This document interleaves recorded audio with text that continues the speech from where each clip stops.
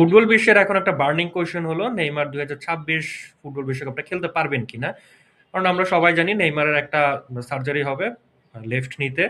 তো এই সার্জারির পর তার রিকভারি টাইম কেমন লাগতে পারে, তারপর তিনি ফুল রিদমে কবে প্র্যাকটিস করতে পারবেন, ট্রেনিং এ ব্যাক করতে পারবেন, তারপর ফুল রিদমে ব্যাক করলেও তিনি ম্যাচ টাইম কতটা পাবেন সেটা অবশ্যই একটা চিন্তার বিষয়। কারণ সান্তোসের সাথে তার চুক্তিটা এই বছরই ডিসেম্বরে শেষ হয়ে যাচ্ছে, কিন্তু যেহেতু সান্তোসকে তিনি রেলিগেশন থেকে উদ্ধার করছেন, তো এটা তো মনে করাই যে সান্তোসের সাথে তার রিনিউ হবে।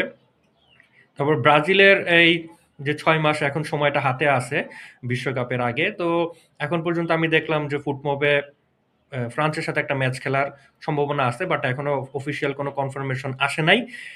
সো নেইমার ফুল রিদমে ব্যাক করলেও ম্যাচ টাইম, তারপর হচ্ছে গিয়ে ফিটনেস, সবকিছু মিলে একটা সন্দেহ থেকে যায় তিনি বিশ্বকাপ দলে থাকবেন কিনা। কারণ কার্লো আনচেলত্তি কিছুদিন আগেই বলেছেন নেইমার হোক বা ভিনিসিয়াস জুনিয়র হোক, যে তাকে অবশ্যই 100% ফিট হতে হবে। এখন নেইমারের যে সমস্যাটা, মেনিসকাসের যে প্রবলেমটা, এই ধরনের প্রবলেম থেকে, এই ধরনের প্রবলেমের সার্জারির পর মূলত একদম নর্মালি 42 দিন লাগে, কারো কারো ক্ষেত্রে 2 মাসও, মানে মাসখানেকও লেগে যেতে পারে। এখন নেইমার তো অ্যাথলেট, আমাদের মতো সাধারণ মানুষ না। তার উপর নেইমার এমনিতে অনেক বেশি ইনজুরি প্রোন। তার ইনজুরির যে রেকর্ড, বিশেষ করে বার্সা ছাড়ার পর থেকে, বার্সেলোনায় থাকাকালীন সময় ইনজুরিতে পড়েছেন, কিন্তু তারপর বার্সা ছাড়ার পর মনে হচ্ছে যে ইনজুরি আর তার পিছু ছাড়ে নাই। এই যেমন তিনি ব্রাজিলের হয়ে সর্বশেষ খেলেছেন 2023 সালের অক্টোবরে। ওই ম্যাচে তিনি এসিএল ইনজুরিতে পড়েন, তারপর 18 মাস পর মাঠে ফিরেন আল হেলালের হয়ে। আল হেলালের হয়ে সেই ম্যাচে ফিরে তিনি আবার, আমার যতদূর মনে পড়ে, তিনি হ্যামস্ট্রিং এ চোট পান। ম্যাচটা তিনি নেমেছিলেন সাব হিসেবে, তারপর আবার তাকে উঠে যেতে হয়। তো সান্তোসের সাথে তার চুক্তিটা টার্মিনেট করা হয়েছে। তো 18 মাসে মাত্র 7টা না 8টা ম্যাচ খেলতে পারছে। ব্রাজিলের হয়ে তিনি প্রায় 2 বছর হয়ে গেছে।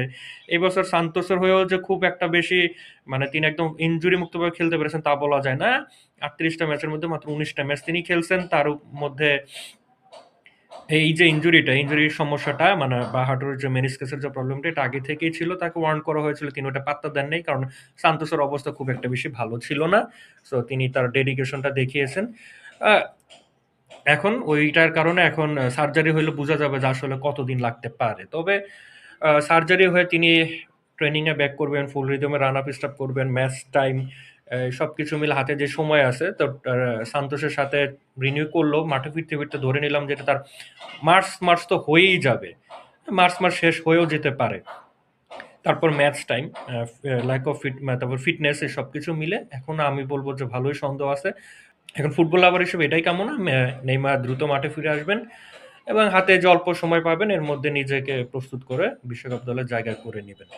কারণ নেইমারের মতো প্লেয়ারকে দরকার আছে, ব্রাজিলের জন্য দরকার আছে। আর ফুটবল লাভার হিসেবে যদি চিন্তা করে থাকেন, নেইমারের মতো প্লেয়ার বিশ্বকাপে থাকবে না, এটা আসলে চিন্তা করা যায় না। Let's hope for the best.